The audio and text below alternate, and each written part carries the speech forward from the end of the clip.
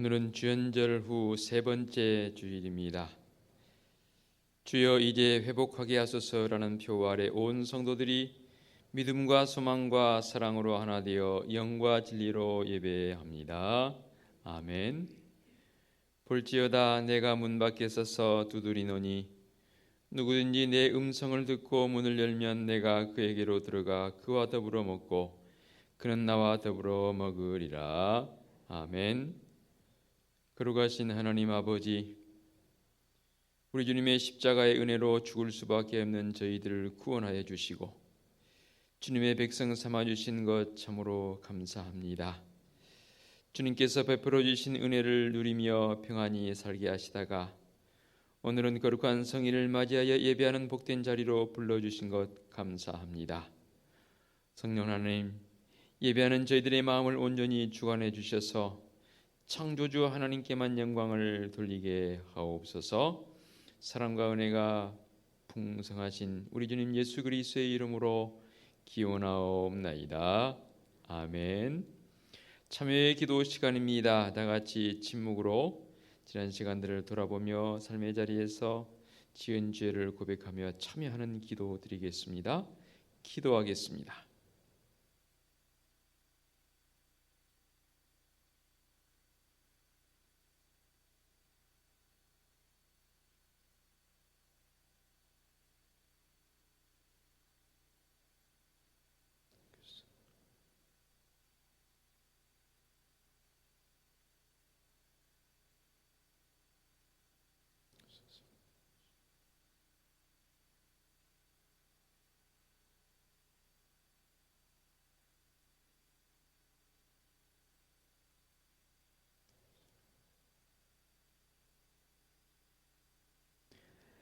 삶의 확신입니다. 그가 우리를 흑암의 권세에서 건져내사 그의 사랑의 아들로 아들의 나라로 옮기셨으니 그 아들 안에서 우리가 속량 곧 죄 사함을 얻었도다. 아멘.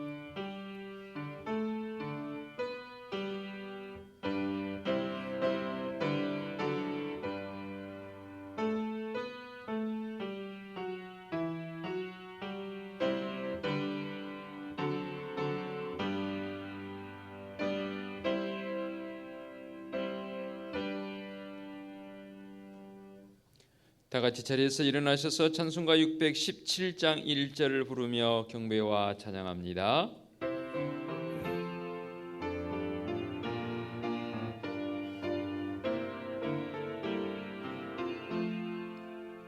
주님을 찬양합니다.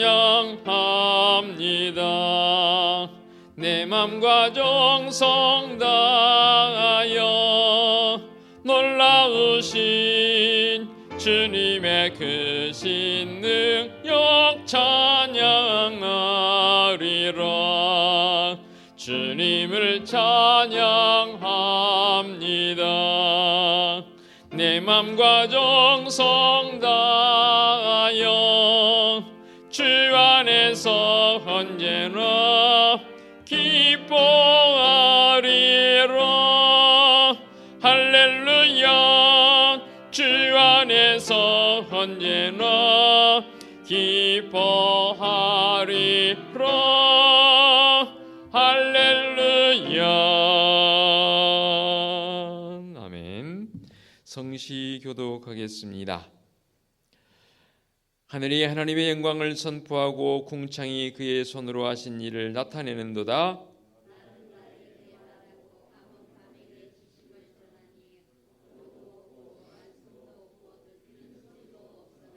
그의 소리가 온 땅에 통하고 그의 말씀이 세상 끝까지 이르도다.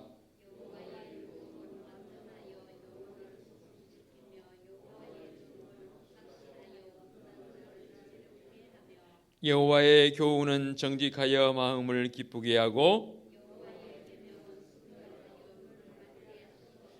여호와를 경외하는 도는 정결하여 영원까지 이르고 여호와의 법도 다 진실하니 금 곧 순금보다 더 사모하며 성이꿀보다 더 달도다. 아멘. 사도신경으로 우리의 신앙을 고백하겠습니다. 나는 전능하신 아버지 하나님 천지의 창조주를 믿습니다. 나는 그의 유일하신 아들 우리 주 예수 그리스도를 믿습니다.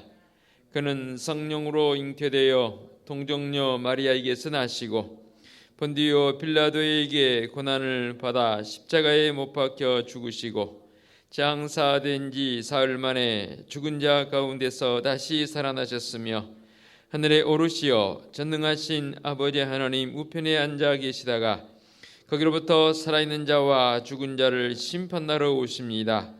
나는 성령을 믿으며 거룩한 공교회와 성도의 교제와 죄를 용서받는 것과 몸의 부활과 영생을 믿습니다. 아멘. 자리에 앉으시기 바랍니다. 찬송가 10장 찬양 드립니다.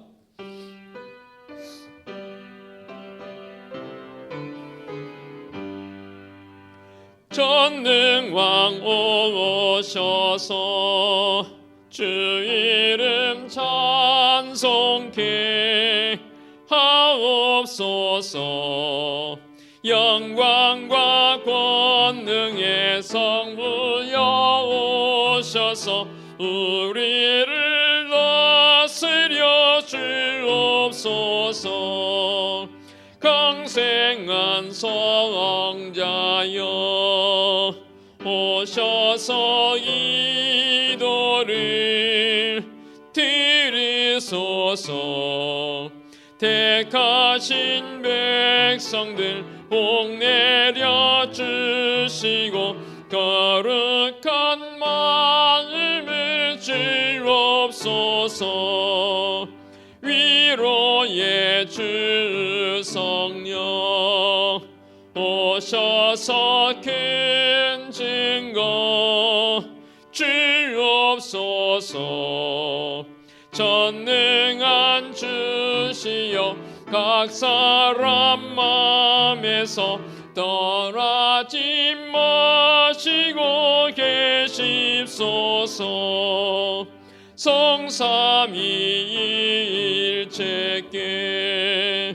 한없는 찬송을 드립니다. 존귀한 주님을 영광 중배웠고 영원히 모시게 하옵소서. 아멘. 박정석 집사님 기도 인도하시겠습니다.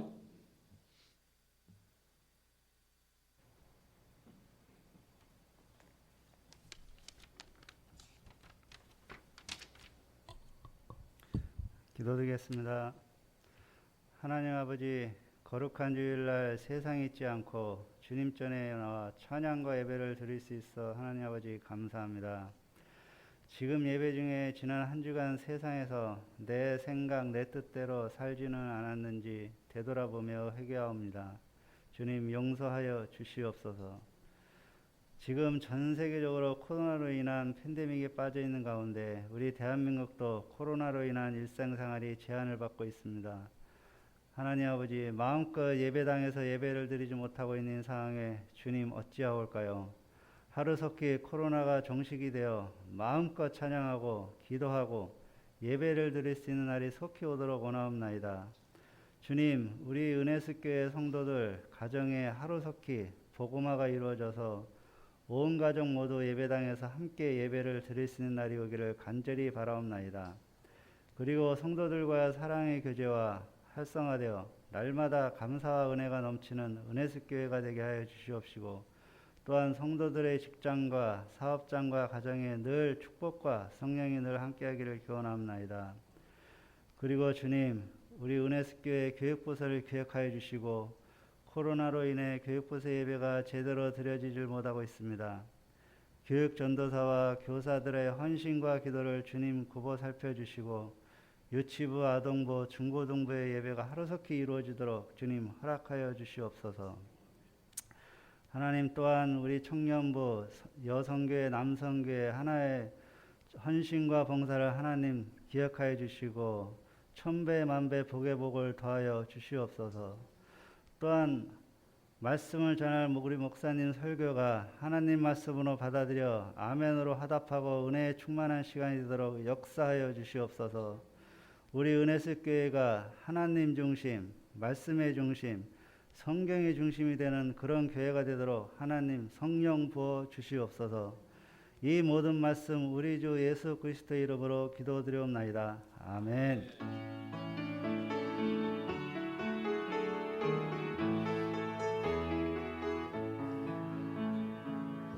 하늘에 계신 우리 아버지의 이름을 거룩하게 하시며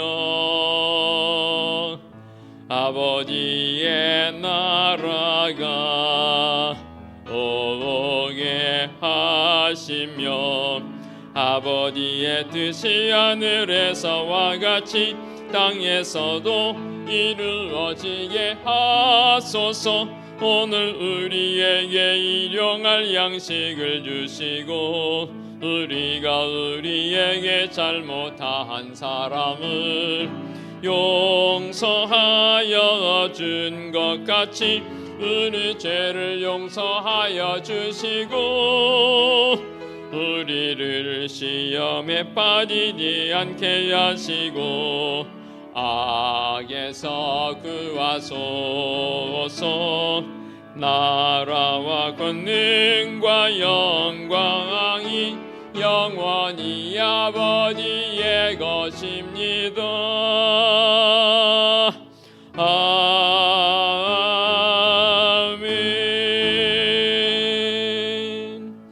교회 소식 전하겠습니다. 주보를 보시면 되겠습니다. 1월 믿음의 달을 보내고 있고요.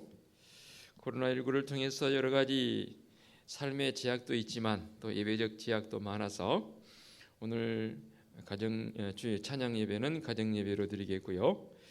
그리고 오늘 2부 예배 후에 항존직들 잠시 모이겠습니다. LH에서 어제 그제 금요일 날 지난번 우리가 진정서를 내는 답변서가 왔습니다. 좀 세상 말로 말한다면 귀뚱에도 안 듣는 듯한 그런 답변서가 와서 너무 어이가 없어서 항존직 분들과 함께 논의를 해서 이후에 방향을 좀 어떻게 설정해야 할지에 대한 부분들을 논의하려고 합니다. 참고로 이 말씀을 드린다면 지금 오늘 예배 마치고 나가시면서 봐보시기 바랍니다.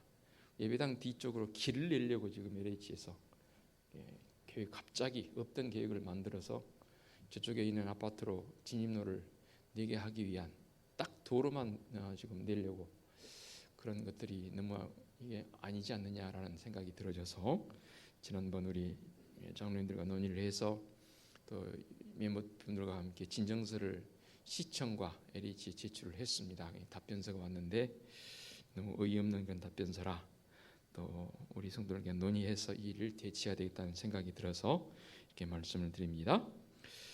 금요 한번 잠시 쉬겠고요. 또 오는 주일 찬양 예배도 역시 주일 가정 예배로 드려야 할 것 같습니다. 코로나 때문에 여러 가지 교회 일들을 할 수가 없어서 교회 소식이 여의치가 않습니다. 양해해 주시면 감사하겠습니다.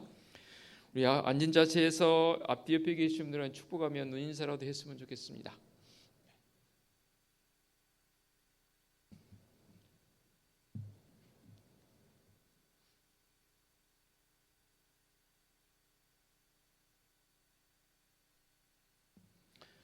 또 갑자기 날씨가 풀려서 환절기는 아니지만 건강을 좀 유의해야 할 때입니다. 매번 말씀드리지만 감기에 걸리게 되면 사람들이 오해를 사더라고요. 그러니까 감기 걸리지 않도록 건강관리 각별히 신경 쓰시고 또 이렇게 힘들 때일수록 또 우리 마음을 앞에서 기도하는 그런 우리 성도들 되었으면 좋겠습니다. 봉헌찬송 634장 찬양 드립니다. 모든 것이 주께로부터 왔으니 이 예물을 주께 드리나이다.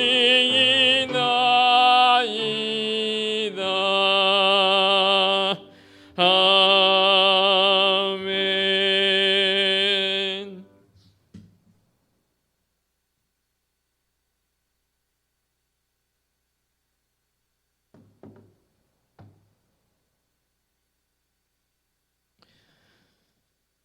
봉헌기도 드리겠습니다. 우리의 일거수일투족을 알고 계시는 전지전능하신 하나님 아버지 하나님께서 나의 하나님이 되게 하여 주시니 참으로 감사합니다.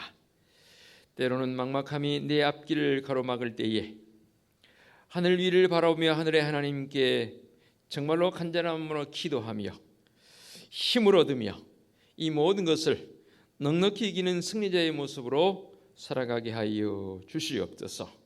오늘도 예배하는 성도들 주님 앞에 나와 귀한 예물을 봉헌합니다. 11조 예물을 봉헌하며 감사 예물을 봉헌하며 선교 예물과 구제 예물도 봉헌합니다. 매주일 잊지 않고 건축 예물과 주일 예물도 봉헌하옵나니 예물 봉헌하는 성도들의 가정과 사업장과 직장에 우리 주님의 크신 은총 속에서 날마다 감사가 넘치며 든든히 세워지며 구워주고도 나눠주고 넘침이 있는 풍성함이 있는 사랑하는 성도들의 모든 삶의 자리요 성도들의 손길이 되게 하여 주시옵소서. 주님의 빛값으로 세워주신 우리 은혜숲교회가 이때에 정말로 빛과 소금의 역할을 감당해 나가는 방주와 같은 주님의 귀한 전이 되게 도와주시옵소서. 믿음의 성도들 한 사람 한 사람이 교회이지 않습니까? 참으로 교회적 사명을 감당해 나가는데 올 한 해 동안 주여 이제 회복하게 하소서라는 표 속에서 출발되어진 지 벌써 한 달여 시간이 지나고 있습니다.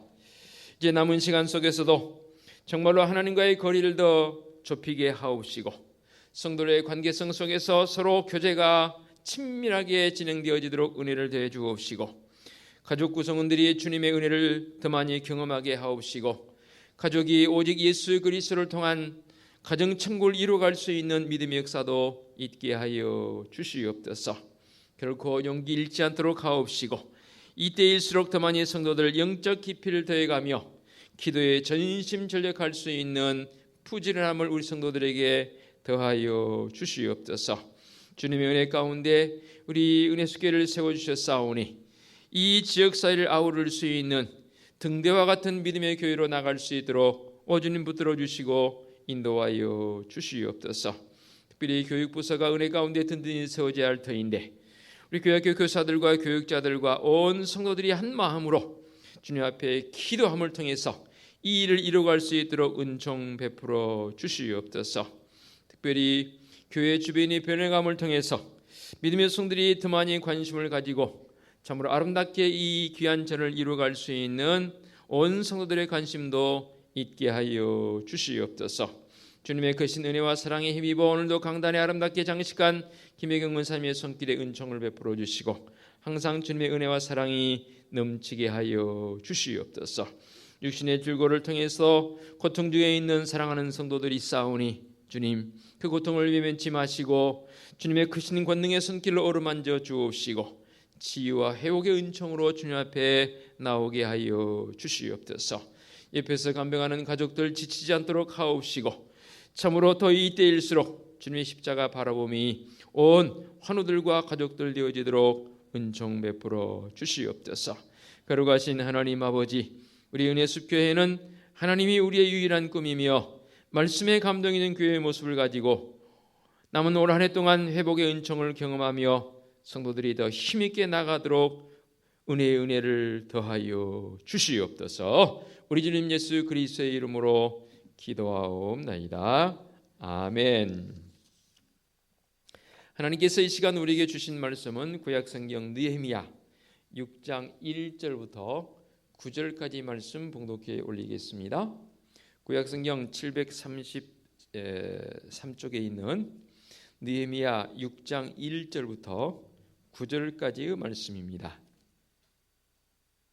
산발락과 도비야와 아라비아 사람 게셈과 그 나머지 우리의 원수들이 내가 성벽을 건축하여 허물어진 틈을 남기지 아니하였다 함을 들었는데 그때는 내가 아직 성문에 문짝을 달지 못한 때였더라. 산발락과 게셈이 내게 사람을 보내어 이르기를 오라 우리가 오노 평지 한 촌에서 서로 만나자 하니 실상은 나를 해하고자 함이었더라. 내가 곧 그들에게 사자를 보내어 이르기를 내가 이제 큰 역사를 하니 내려가지 못하겠노라. 어찌하여 역사를 중지하게 하고 너희에게로 내려가겠느냐 하매 그들이 4번이나 이같이 내게 사람을 보내되 나는 똑같이 대답하였더니 산발랏이 5번째는 그 종자의 손에 봉하지 않는 편지를 들려 내게 보냈는데 그 글에 이르기를 이방 중에도 소문이 있고 가스무도 말하기를 너와 유다 사람들이 모반하려 하여 성벽을 건축한다 하나니 네가 그 말과 같이 왕이 되려 하는도다. 또 네가 선지자를 세워 예루살렘에서 너를 들어 선전하기를 유다의 왕이 있다 하게 하였으니 지금 이 말이 왕에게 들릴지라. 그런즉 너는 이제 오라 함께 의논하자 하였기로 내가 사람을 보내어 그에게 이르기를 네가 말한 바 이런 일은 없는 일이요 네 마음에서 지어낸 것이라 하였더니 이는 그들이 다 우리를 두렵게 하고자 하여 말하기를 그들의 손이 피곤하여 역사를 중지하고 이루지 못하리라 함이라. 이제 내 손을 힘있게 하옵소서 하였노라. 아멘. 기도하겠습니다. 주님의 크신 은혜와 사랑을 늘 경험하는 성도들 오늘도 예배자로 불러주시고 아버지 앞에 우리의 마음을 드리며 귀를 기울여 종의 입술을 통해 선포되어진 말씀을 듣기를 원합니다. 성령 하나님 이 시간도 강한 바람처럼 세면 음성으로 역사하사 친히 말씀하여 주옵소서. 예수 그리스도의 이름으로 기도하옵나이다. 아멘. 시간의 흐름이 참 빠르다라는 생각을 해봅니다. 벌써 2021년 며칠 전에 성구 영신 예배를 드린 것 같은데 오늘 4번째 주일을 맞이하게 됩니다. 또 여의치 않은 환경들로 인해서 성도들 마음도 몸도 지쳐 있을 때에 그 어느 때보다도 말씀을 통해서 우리 성도들이 힘을 얻었으면 좋겠고 또 이 말씀을 따라서 발걸음들이 더 힘차게 나아가는 결단도 있는 귀한 이 시간 되었으면 참 좋겠습니다. 70년 동안 바벨론에서 포로 생활하던 유대 민족들이 예루살렘으로 돌아와서 해야 될 일들이 참 많이 있었지요. 그 가운데 대표적인 일은 바로 오늘 말씀에 기록되어진 예루살렘 성을 재건하는 일이었고 그리고 성전을 무너져버린 성전을 다시 재건하는 일이 70년 포로 생활에서 돌아온 백성들의 할 일이었습니다. 오늘 우리에게 주신 말씀은 그 당시 유다 민족 지도자로 이제 세움을 받아서 이 예루살렘 성을 재건하고 또 성전을 다시금 재건하는 그 일의 선봉장으로 느헤미야를 세워 주셨습니다.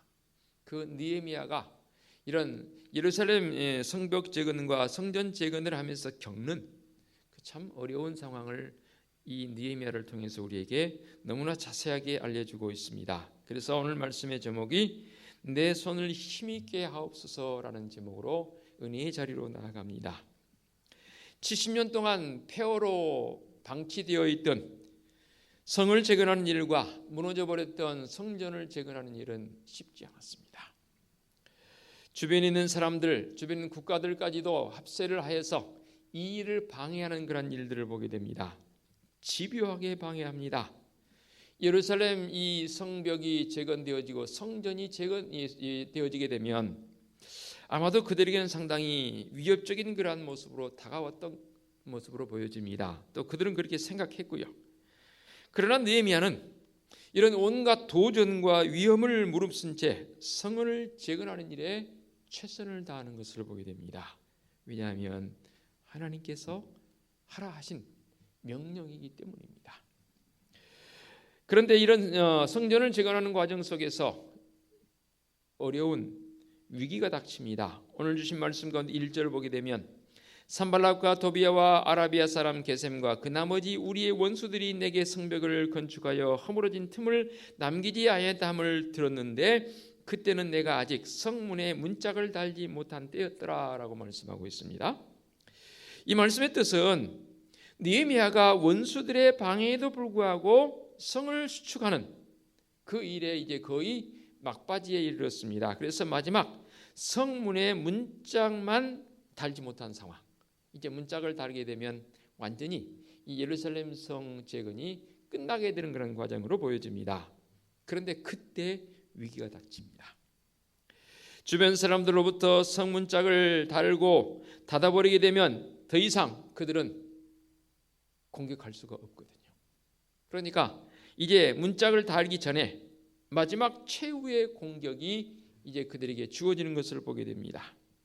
그런데 이 공격이 무력으로 되어지는 그런 공격이 아니고 온갖 회유와 기만을 통해서 느헤미야를 제거하려는, 그리고 그럼을 통해서 자중질환을 일으켜서 그들 스스로가 망하게 만들려는 계략을 주변 사람들이 꾸미고 있는 것을 보게 됩니다. 그래서 이 유대 나라를 완전히 다시 제거시키려는 그런 계략이 그들 속에 숨어 있는 것을 보게 되죠. 문짝을 달기 전에 위기가 왔다는 것은 큰 일이 마무리되기 직전에 위기가 온다라는 그런 개념으로도 이해되어지고요. 결국 일상에 살아가면서 끝까지 이 위기적 상황을 잘 극복해내야 됨을 말씀하고 있는 그런 표현이기도 합니다. 농사를 짓다 보면, 저는 농부는 아니지만 농사 짓는 과정을 보게 되면 농부의 아들이었기 때문에 봤습니다. 여러분, 파종을 하고 모내기를 하고 하는 과정은 그렇게 위기가 닥치지 않습니다. 제일 또 위기로 여기지도 않고요. 모내기를 했는데 누가 만일에 해쳤다 그러면 다시 심으면 되니까 그러지 않겠습니까? 그런데 한 해 농사를 다 지었습니다. 수확 시기가 되었습니다. 그러면 태풍이 불기도 하고 여러 가지 자연적 어떤 재해를 통해서 곡식을 수확하지 못할 상황까지 가버리는 경우도 들어있더라 그 말입니다. 그때는 대부분의 사람들은, 특히 농부들은 마음속에 위기감을 느낍니다. 내가 그렇게 1년 동안 정말로 정성을 다했는데 마지막 수확하기 전에 위기가 닥칠 때는 어찌 해볼 수 없는 당혹스러움과 마음속에 답답함이 생기지요. 농사만 그런가요? 우리 인생의 여정 속에서 개인의 어떠한 생활이나 신앙 생활 속에서 이렇게 문짝을 달기 직전이 정말로 중요합니다. 그러므로 믿음의 성도들은 정말로 내 인생에서 이 마지막 문짝을 달기 전에 닥쳐올 그 위기들에 대해서 미리 준비할 수 있는 그런 모습이었으면 좋겠습니다. 그러면 언제 어떤 상황이 이제 문짝을 달기 전의 모습이라고 여러분 생각되어 주십니까? 이렇게 한번 설정을 해봅니다. 인생을 살다 보면 어느 정도 좀 고난의 과정을 겪다가 이제 섰다 싶은 상황이 되게 되죠. 사실 완전히 선 것도 아니거든요. 그런데 스스로가 위안을 삼습니다. 뭐라고 위안을 삼냐면 이제 이만큼이면 됐어. 내가 이 정도 했으면 됐지 뭐. 신앙생활도 마찬가지더라고요. 인생에 어떠한 연륜을 가지신 분이라 할지라도 어떤 과정에 갔을 때 야 이제 이 정도 됐으면 됐어라는 그 안도되어지는 그 마음. 그런데 위기는 그때 옵니다. 성벽이 다 이제 수축이 되어지고 재건이 되어지고 마지막 문짝을 달기 전입니다. 물론 그 전부터 산발락과 도비아는 이 유대 백성들이 성전을 재건하고 성벽을 재건한다는 말을 듣고 처음부터 그들은 조서를 보냈고, 심지어는 뭐라고까지 우리가 조서를 보낸 걸 알고 있습니까? 야, 그들이 그것을 만들어 본들 여우가 올라가서 뛰어도 무너질 것들이야. 그러니까 걱정하지 말자 했는데 보니까 이 예루살렘 성벽이 너무나 견고하게 재건이 되거든요. 그러니까 이제 마지막 성문을 달기 전, 사실은 성문을 달아버리면 끝나는 거예요. 우리 인생의 바로 위기가 이렇게 다가오더라 그 말입니다. 무슨 말입니까? 교만입니다. 분명히 말씀하고 있는 그런 부분 기억하셔야 합니다. 섰다 할 때 넘어질까 조심하라 했지 않습니까? 신앙의 위기는 교만할 때 오더라고요. 이 정도 했으면 됐어. 나 이 정도 된 사람이야 라고 할 때 오더라고요. 그리고 뭔가 꼭 해야 할 큰 일의 뒷마무리를 제대로 못할 때 위기는 우리에게 닥치는 것을 보게 됩니다. 마귀는 바로 이 틈새를 노리거든요. 여러분이 이런 표현을 써서 저도 굉장히 공감을 합니다. 마귀의 유혹이나 시험은 연기와 같아서 틈만 있으면 스며듭니다. 집을 지어놓고 이제 구두를 깔았습니다. 저 어렸을 때 봤던 기억입니다. 그 구두를 시험하는데 제일 어떻게 하는 방법이 좋은 방법인지 아시죠? 아궁이에서 연기 나는 것을 여기서 피웁니다. 그러면 문을 활짝 다 열어놓기도 하고 때로는 닫아놓기도 해서 이 연기 나는 부분을 구들로 쫙 해서 넣어보면 방에 어느 부위에 연기가 스며드는 게 있습니다. 공사를 잘했으면 안 스며들지만 스며드는 그런 이 부분이 있으면 그거 반드시 메꿔야 합니다. 그렇듯이 조그마한 틈만 생기면 사탄 마귀는 우리를 유혹하여서 그 틈새를 삐집고 들어오더라 그 말입니다. 주님께서 사랑하는 제자들에게 이렇게 말씀하셨지요. 시험에 들지 않게 깨어 있으라 했습니다. 왜 우리에게 자꾸만 시험이 닥쳐옵니까? 내가 주님 앞에 말씀으로 깨어 있지 않을 때, 문짝을 닫아버리면 유혹이나 시험은 우리에게 다가온다 할지라도 그것이 우리에겐 대수롭지 않습니다. 문제는 이제 이 성문에 문짝을 달기 전입니다.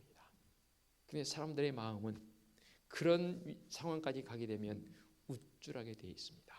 야, 봐봐라, 우리 이 정도 해놨거든. 이 정도 해놨거든. 아니거든요. 마지막까지 성문을 달고 그 문을 닫을 때까지는 안심하면 안 되거든요. 우리 인생의 신앙적 모습도 마찬가지라고 보십니다. 마지막 내 육신의 장막이 벗어나는 그때, 주님 나를 부르실 때, 그때 우리의 신앙은 마지막 완성이 되어진다고 보여집니다. 그때까지는 우리의 마음에 이 긴장감을 늦추면 안 되거든요. 이 말씀을 준비하면서 또 한편으로 이렇게 한번 제가 나름대로 묵상을 해봤습니다. 주님, 이 팬데믹 현상, 코로나19를 우리에게 주신 것은 우리에게 일상이 얼마나 귀한지를 알게 함도 그거겠지만 결국은 이런 위기가 닥쳤을 때 우리가 어떻게 대처해야 할 것인가.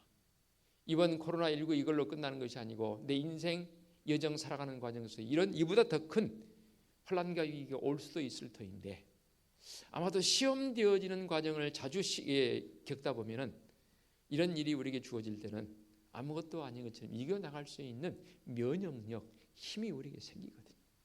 그래서 지금 우리에게 주어진 이 과정을 내가 어떻게 잘 받아들이고 그것을 이기며 나갈 수 있을 것인가에 대한 성도로서의 사명, 이게 더 우리에게 중요한 것 아니겠습니까? 이럴 때 위기가 다가오고요. 또 어떻게 시험이 우리에게 다가오는지 아십니까? 오늘 2절의 말씀 보니까 이 산발락과 도비아를 중심해서 이 성벽 재건, 성전 재건을 방해하는 자들의 행위를 한번 봐보시기 바랍니다. 이 원수들이 평화협상이라는 가면을 쓴 채 다가옵니다. 2절 볼까요?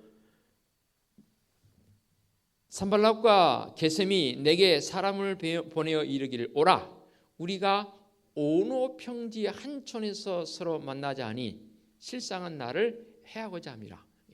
실상은 나를 해하고자 함 빼고요. 앞에 있는 부분에 오라 우리가 오노평지 한촌에서 서로 만나자. 만나서 뭐 하자고요? 서로 우리 평화적으로 대화해보자는 거예요. 이 문맥상으로 말씀만 봐서는 산발락과 도비아 아니 게셈 사람이니까 맞아요. 그럴듯해요. 사람들이 평화를 제의하는데 그것을 안 받아들이면 이상한 사람 되는 거잖아요. 야 우리 화해하자. 진정성을 가지고 화해하자 할 때는 그거 받아줘야 하거든요. 진정성을 가지고 화해하지 않은데도 받아주지 않으면 정말로 더 웃기는 사람이 되는 것 아니겠습니까? 그런데 이 산발락과 도비아를 중심한 계략을 가진 사람들이 방해하는 목적 속에서 이런저런 방법을 해봐도 안 되니까 회유책을 여기서 마련해서 느헤미야에게 제시하는 거지요. 우리 오노평지 한촌에서 만나서 그동안 했던 일을 다 이제 뒤로 하고 우리 평화적으로 협상하자. 그 부분만 가지고 만일에 느헤미야가 이에 응했다면 2절 하반절에 결론은 뭐예요? 나를 해하고자 합니다. 그 자리로 오면 그 자리에서 평화를 논하자 한 척하면서 느헤미야를 죽여버릴 의무입니다. 왜냐하면 지도자가 없어지게 되면 백성들은 헤매이게 되어 있거든요. 그래서 느헤미야를 그렇게 없애버리려고 계략을 꾸몄습니다. 그리고 4절 말씀 보게 되면 4번씩이나 사람을 보내어 만나서 평화적으로 대화를 나누자라고 계속해서 집요하게 한 번이 아니라 4번이나 시도를 했습니다. 그러나 그것은 기만이었고 술수였지요. 그래서 조금 전에 봤던 것처럼 실상은 느헤미야가 판단한 거지요. 나를 해하고자 함이라, 단순한 해함이 아니라 그곳의 자리에 갔다면 느헤미야는 죽습니다. 그들의 계략에 의해서 죽을 수밖에 없지요. 그래서 그들은 느헤미야를 온호평지로 유인한 다음에 그를 암살할 계획을 가졌고, 그런 것을 알았던 느헤미야는 결코 4번씩이나 요구되는 그 만남을 수락할 수가 없었고 마음속에 허락할 수가 없었지요. 그래서 만남에는 여러 종류가 있더라고요. 가장 귀한 만남은 뭡니까? 반드시 필요한 만남이 있어요. 그 필요한 만남은 대표적인 게 바로 우리 주님과의 만남이죠. 우리는 그 주님과의 만났기 때문에 이 자리에 와 있는 것이지요. 주님 만나지 않았다면 이 자리에 올 이유도 없고 올 수도 없지요. 사람과의 관계성에서도 마찬가지지요. 진짜 필요한 만남이 있습니다. 그 만남에는 여러분 절대로 거부하시면 안 됩니다. 응해야 합니다. 그래서 관계를 돈독하게 나가고, 오늘 말씀을 보면서 여러분 우리에게 주어진 올해의 실천사항 가운데 하나님과의 거리 좁히기, 하나님과의 거리 좁히는 결국은 만남을 통해서 이루어집니다. 꼭 필요한, 안 하면 안 되는 만남이 바로 하나님과의 거리 좁히기. 이것이 반드시 시행되어져야 합니다. 그리고 의미 없는 만남이 있지요. 그저 그냥 노닥거리고 제잘되고, 때로는 이런 만남을 통해 스트레스가 푼다고 풀리기도 한다고들 표현하기도 하지만 사실 별 의미가 없는 만남들 우리 주위에 얼마나 많은지 모릅니다. 또 한 가지는 해로운 만남입니다. 이 만남은 절대 가지면 안 됩니다. 대표적인 것들이 서로 만나서 험담하는 그런 일들, 이런 만남은 나갈 이유도 없어요. 처음에는 모르고 나갔다 그래요. 또 부를 경우는 가지 마세요. 거절해도 괜찮습니다. 저 사람들이 내가 거절하면 이상이 아니에요. 그런 자리는 단호하게 거절하십시오. 가시면 안 됩니다. 이런 다양한 만남 가운데 해롭거나 무익한 만남일수록 신기한 것은 그 횟수가 더 많아진다는 사실입니다. 진정한 만남이 꼭 반드시 필요한 만남이 많아져야 내 어떠한 영적인 내 삶에서 모든 것들이 다 성장해 가는데, 신기하게도 해롭거나 무익한 만남의 횟수가 더 많아지는 경우가 많습니다. 시간을 허송세월하는 것이죠.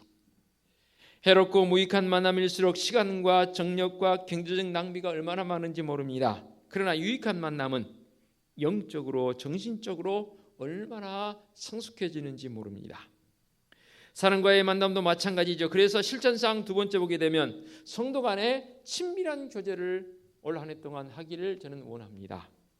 비대면 시대에 어때요? 성도 간의 친밀한 관계를 어떻게 가질 수 있느냐? 좀 말이 맞지 않지 않느냐라고 생각할 수 있습니다. 그렇지 않습니다. 이럴 때일수록 제가 선교정심 때 말씀드렸지요. 구역장님들과 우리 선교회장님들을 중심해서 서로 간의 SNS를 통해서 그런 주고받음이, 서로의 대화가 많이 있으면 좋겠습니다. 그래서 구역장님들과 선교회장님들의 역할이 정말로 중요합니다. 정말로 중요합니다. 말씀이 주어지고 또 어떤 일이 있을 때 성도들이 아파한다든지 구역원들이 아파한다든지 선교회원들이 아파한다든지 또는 애경사가 있을 경우 이런 방을 통해서 논의하기도 하고, 또 말씀을 들었을 때 오늘 내가 이러이러한 말씀을 가지고 묵상했고, 또 아침마다 제가 보내드린 말씀을 통해서 이러이러한 말씀을 받았는데 여러분 저는 이런 은혜가 있네요, 저런 은혜가 있네요. 서로 이 톡방을 통해서 짧은 또는 길게 서로 은혜를 나눌 수 있는 그런 관계, 그러면 서로를 더 많이 깊이 있게 알아가는 그런 관계가 되더라는 거죠. 신앙적인 모습에서 서로 지체로서 더 깊이 있는 모습이 나누어질 때에, 신앙생활 하면서 어느 목회자가 그런 표현을 쓰더라고요. 교회에서 최소한 3사람, 많게는 6사람 정도와의 친밀한 관계를 가지게 되면, 영적 친밀함을 말하는 거죠. 더 영향력을 끼칠 수 있는 믿음의 성도의 모습으로 성장하더라라고 어느 분이 그런 표현을 썼더라고요. 저는 상당히 이 표현에 공감대가 갑니다. 그러므로 선교회끼리 또 구역원들끼리, 그래서 선교회와 구역이 2년마다 바뀌는 이유는 그겁니다. 한 사람하고만 계속 교제를 하게 되면 좀 좋기도 하지만 문제가 더 많이 생깁니다. 그래서 또 다른 분하고 또 다른 분하고 서로 사귀면서 마음속에 있는 것들을 서로 논의하기도 하고 신앙적인 어떤 부분을 서로 나눌 때에 신앙의 성장이 더 주어지는 것을 보게 되거든요. 그러므로 믿음의 성도들은 서로의 만남을 더 깊이 하기 위한 성도 간의 교제를 향한, 다시 한번 우리 구역장님들과 선교회장님들에게 제가 주문합니다. 남은 시간 속에서 올 한 해 동안 회복의 자리로 나가기 위해서 우리 구역장님들, 선교회장님들이 역할을 좀 잘해 주시기 바랍니다. 그래서 친밀한 교제가 이루어지는 것. 그런데 오늘 말씀을 통해서 보니까 도전은 항상 만만치 않습니다. 이 도전 자체가 사실은 우리에게 위협감을 주지요. 그들의 도전이나 유혹은 그렇게 호락호락하지 아니했습니다. 5절을 보니까요, 산발랏이 5번째는 그 종자의 손에 봉하지 않는 편지를 들려보냅니다. 봉하지 않는 편지를 들려보내는데 그 편지의 내용이 뭐냐면, 야 느헤미야야, 너가 왕이 되기 위해서 성을 재건한다는 소문이 널리 퍼져 있다. 만일 그것이 사실이라면 너는 역적 모의를 하고 있는 것이 아니냐. 너는 그 죄를 면치 못할 것이다. 그러니 만나서 사실 여부를 좀 허심탄회하게 논의해보자. 그리고 네가 역적 모의하는 이 일들, 이게 왕에게도 속한 신뢰의 보고가 될 것이다 라는 그런 편지 내용이었습니다. 그것을 봉하지 않고 일부러 열린 채로 보면 누구나 볼 수 있게 했다는 거지요. 한마디로 말하면 중상모략이고 협박입니다. 온갖 수단을 다 여기서 동원하고 있습니다. 그런데 더 중요한 것은 느헤미야는 초지일관합니다. 그런 것에 귀 기울이지 않습니다. 8절 말씀 볼까요?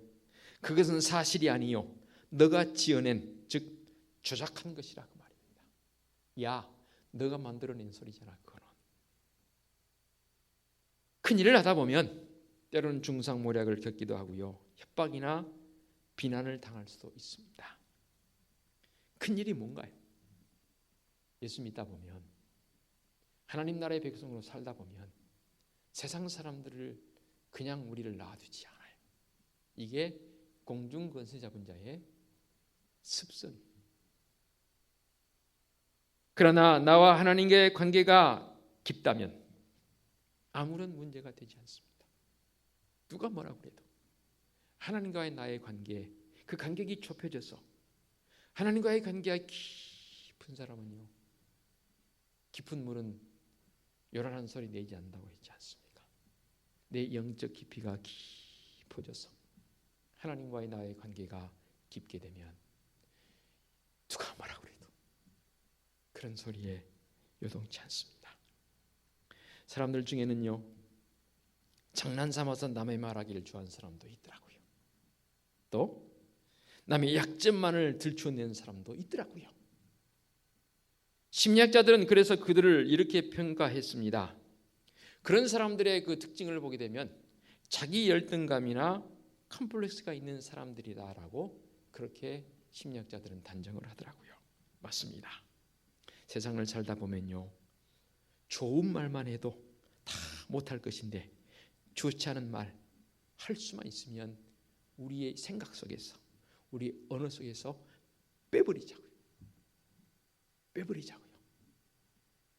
이때쯤 되면 한번 아멘 한번 해주시면 안 됩니까? 졸리십니까?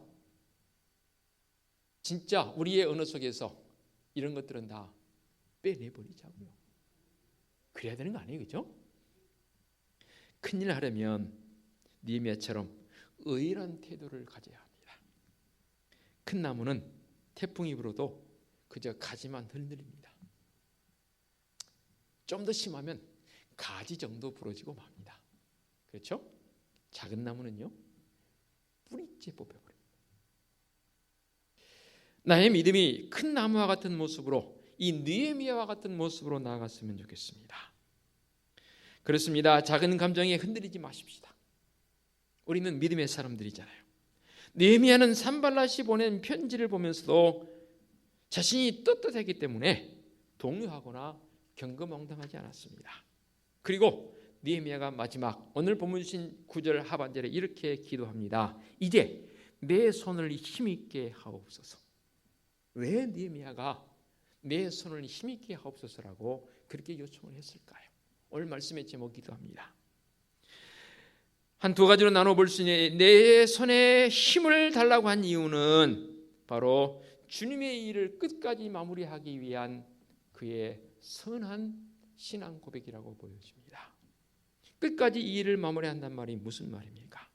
오늘 말씀의 초반부에 그랬잖아요. 이제 문짝을 문짝을 붙이기 전이라 했습니다. 그 문짝을 다는 일로 대표성이 상징적으로 되어지지만 느헤미야는 그 문짝 다는 일로 성문 문짝 다는 일로 그런 게 아니라 그 말입니다. 계속해서 백성들과 함께 하나님 앞으로 나아가게 하기 위한 목적이 그에게는 있지요. 오늘 주신 말씀 앞에 부분에 있는 5장 6절로 13절을 좀 보겠습니다. 5장 6절부터 13절까지 빨리 읽겠습니다. 내가 백성의 부르짖음과 이런 말을 듣고 크게 노하였으나 깊이 생각하고 귀족들과 민장들을 꾸짖어 그들에게 이르기를 너희가 각기 형제에게 높은 이자를 취하는도다 하고 대회를 열고 그들을 쳐서 그들에게 이르기를 우리는 이방인의 손에 팔린 우리 형제 유다 사람들을 우리의 힘을 다하여 도로 찾았거늘 너희는 너희 형제를 팔고자 하느냐 더구나 우리의 손에 팔리게 하겠느냐 하며 그들이 잠잠하여 말이 없기로 내가 또 이르기를 너희의 소용이 좋지 못하도다. 우리의 대적 이방 사람들의 비방을 생각하고 우리의 하나님을 경외하는 가운데 행할 것이 아니냐. 나와 내 형제와 종자들은 역시 돈과 양식을 백성에게 구워 주었거니와 우리가 그 이자를 받기를 그치자. 그런즉 너희는 그들에게 오늘이라도 그들의 밭과 포도원과 감람원과 집이며 너희가 구워준 돈이나 양식이나 새 포도주나 기름의 100분의 1을 돌려보내라 하였더니 그들이 말하기를 우리가 당신의 말씀대로 행하여 돌려보내고 그들에게서 아무것도 요구하지 아니하리이다 하기로 내가 제사장들을 불러 그들에게로 그 말대로 행하겠다 하고 맹세하게 하고 내가 옷자락을 털며 이르기를 이 말대로 행하지 아니하는 자는 모두 하나님이 또한 이와 같이 그 집과 산업에서 털어버리실지니 그는 곧 이렇게 털려서 빈손이 될지로다 하며 회중이 다 아멘하고 여호와를 찬송하고 백성들이 그 말한 대로 행하였느니라. 이 말이 무슨 말이냐면 성벽 재건하는 일과 성전 재건하는 일이 하루 이틀에 된 게 아니잖아요. 그렇죠? 시간이 조금 58일 걸렸나요? 시간이 좀 장기화되면서 백성들의 마음속에 지침의 현상이 나타납니다. 그 지침의 현상이 나타나는 게 뭐냐면 자기들끼리 폭리를 취하는 이자를 주기도 하고요. 자기들끼리 서로 더 힘들게 만드는 거예요. 그러니까 지금 힘을 모아서 이 예루살렘 성벽 재건을 빨리 하고 성전을 빨리 해야 됨에도 불구하고 그 속에서 백성들끼리 이 일이 너무 힘드니까 오늘 말씀에 있는 그대로 보니까 그렇게 했어요. 심지어는 형제를 팔기도 하고 서로 간에 폭리를 취하는 그런 어떤 빌려줌 그런 것들이 현상이 일어나니까 느헤미야가 이건 아니라고 생각하는 거예요. 이리 하지 말자. 돈 빌려줬으면 이자 받지 말자. 혹시 내가 부당하게 가진 게 있으면 돌려주자. 그런 주장을 합니다. 그렇게 하지 아니하면 참 무서운 말씀이 13절에 나오지 않습니까? 뭐라고요? 하나님이 또한 이와 같이 그 집과 산업에서 털어버리실지니 그는 곧 이렇게 털려서 빈손이 될지로다. 굉장히 이건 엄한 그런 표현이거든요. 그러니까 백성들이 다 아멘하고 여호와를 찬송하고 백성들이 그 말한 대로 행하였느니라. 이 말이 무슨 말이냐면 느헤미야는 끝까지 주님의 일을 감당하기를 원했습니다. 그런데 그게 자기의 생각이 아니라 하나님 주신 힘으로. 그래서 오늘 본문의 9절 하반절에 이제 내 손을 힘있게 하옵소서 그런 기도를 드리고 있는 겁니다. 또 한 가지는요. 왜 느헤미야가 힘을 달라고 했을까요? 스스로 하나님 경외함을 선포하는 자의 모습을 여기서 느헤미야가 보여주고 있습니다. 이게 무슨 말이냐면 조금 전에 13절까지 읽었잖아요. 5장 14절부터 보게 되면 느헤미야 자신이 행한 일을 여기서 보이고 있습니다. 느헤미야가 유다 총독으로 임명을 받았습니다. 지금 이 고백하고 있는 과정으로 봤을 때 무려 12년 동안이나 총독으로서 자기는 봉급을 받지 않았다는 거예요. 심지어는 백성들에게 더 많이 나눠주도록 이전 총독은 사람들에게서 폭리를 취했습니다. 그런데 느헤미야는 이제 자기가 총독이지만 결코 그런 일을 일삼지 않았고 녹을 받지도 않을 뿐더러 왜 그러면 그렇게 자기는 안 했냐는 거죠.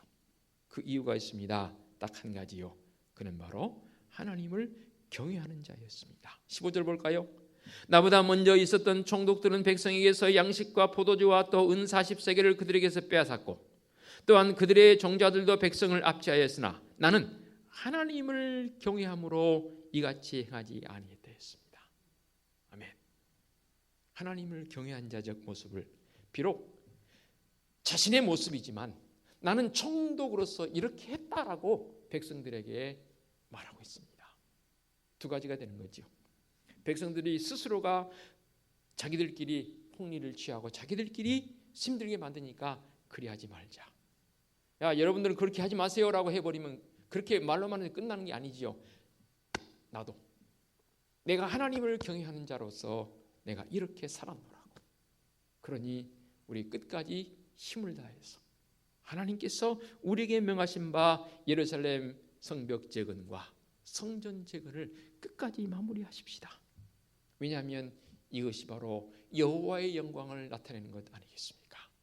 그러니 여러분 요동치 마시고 끝까지 이 일을 감당합시다라는 느헤미야의 강력한 메시지입니다. 예, 지금 힘든 때를 살아가고 있습니다. 저도 설교자로서 느헤미야 같은 심정으로 우리 성도들에게 간청합니다.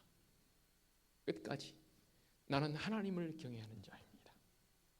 나는 예수 그리스도를 나의 주님으로 고백한 자들입니다. 세상 사람들은 이러쿵저러쿵 할 것입니다. 그런 것에 귀 기울이지 마십시다.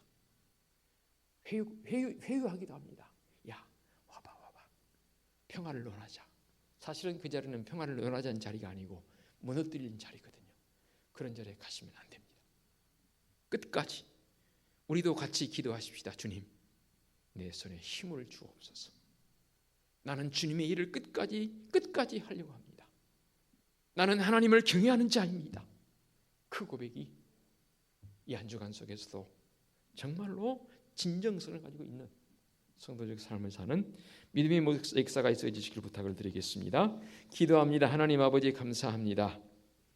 내 손에 힘을 달라고 간구하는 이 느헤미야의 모습이 참으로 애처롭기도 합니다. 그러나 그는 하나님 앞에서 바로 서 있는 지도자였습니다. 우리 믿음의 성도는 세상을 향해서 모두가 지도자입니다. 우리도 느헤미야처럼 믿음의 정도의 길을 걷기 위해서는 주님 주신 힘이 필요합니다. 주님 우리에게 힘을 7배나 더하여 주시옵소서. 이기며 나갈 수 있는 승리자의 모습으로 살아갈 수 있는 성도적 삶이 되게 하여 주시옵소서. 예수 그리스도의 이름으로 기도하옵나이다. 아멘. 길탄 찬송 357장 찬양 드립니다.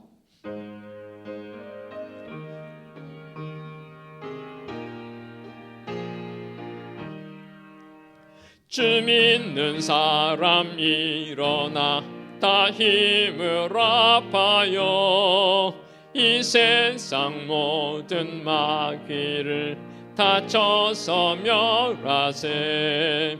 저 앞에 오는 적군을 다 싸워 이겨라. 주 예수 믿는 힘으로 온 세상 이기네. 믿음이